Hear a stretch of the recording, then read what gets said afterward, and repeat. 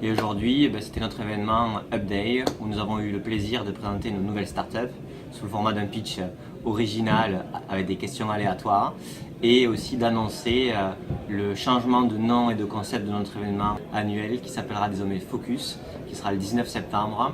Focus sur quoi? Focus sur la créativité cette année, et nous rassemblerons entre 500 et 1000 personnes qui font changer les choses dans leurs entreprises en tant qu'intrapreneurs ou entrepreneurs. Sur les 10 dernières années, des entreprises comme Google pour l'accès à la connaissance, EasyJet et Ryanair sur le déplacement en Europe, Airbnb sur le logement ont beaucoup plus impacté nos vies que beaucoup de lois.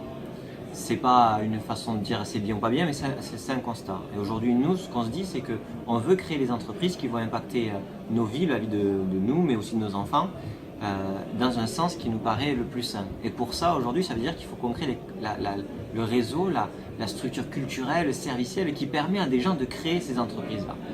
Et aujourd'hui, nous, à l'IoT Valley, notre principal objectif, c'est de créer une génération de personnes qui commencent à créer des entreprises, peut-être à les revendre dans 5-6 ans, et qui peut-être que quand ils vont les revendre, ils seront 30 ou 50 salariés, peut-être 100, mais l'année d'après, quand ils recréeront une entreprise, ils recréeront sur leur territoire avec des ambitions beaucoup plus fortes et sur des thématiques beaucoup plus difficiles.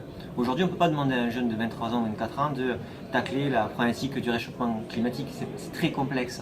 Par contre, à plusieurs entrepreneurs qui ont réussi, qui ont revendu une entreprise et d'arriver à créer une entreprise qui va s'attaquer à des problèmes précis sur le recyclage dans les océans, sur le photovoltaïque, etc. Là oui, ça sera possible. Mais il faut créer cette école-là, cette culture-là, et ça va prendre du temps, et c'est vraiment ce qui nous anime au quotidien. C'est qu'on a créé, pourquoi le faire ex nihilo en disant on a la meilleure solution, etc. On a passé du temps avec ces 3 écoles pour concevoir quelque chose de complémentaire.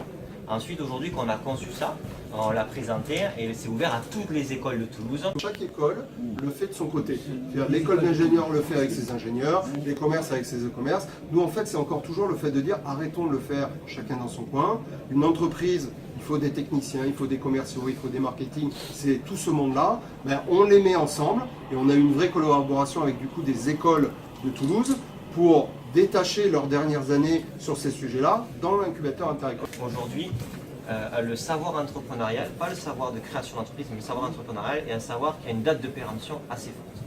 Quand on crée une entreprise il y a 5 ans, c'est pas pareil que maintenant, les choses ont beaucoup changé. De faire vivre un maximum d'expériences qui sont structurantes dans une démarche entrepreneuriale pour éviter de les vivre dans une trop longue durée et du coup de faire des erreurs dans l'apprentissage. Et du coup de leur donner les outils, les savoir-être, les savoir-faire, leur permettant de créer une vie professionnelle en correspondance avec leur volonté. Et on aura identifié ces gens-là sur une volonté d'entreprendre, mais ça pourrait être des très bons intrapreneurs, ça pourrait être de très bons salariés de start-up pendant le début et entrepreneurs ensuite, ou ça pourrait être de super bons entrepreneurs, on sera ravis. Et d'où la complémentarité par exemple avec la Cité des startups, etc. Où nous on va bien sûr garder les startups, proposer dans tous les cas aux jeunes de créer leur startup IoT B2B s'ils ont un projet, ou on leur a donné le projet qu'ils ont envie de faire. Mais si ce n'est pas des startups IoT B2B, on les redirigera vers Nubo, la Cité des startups, etc.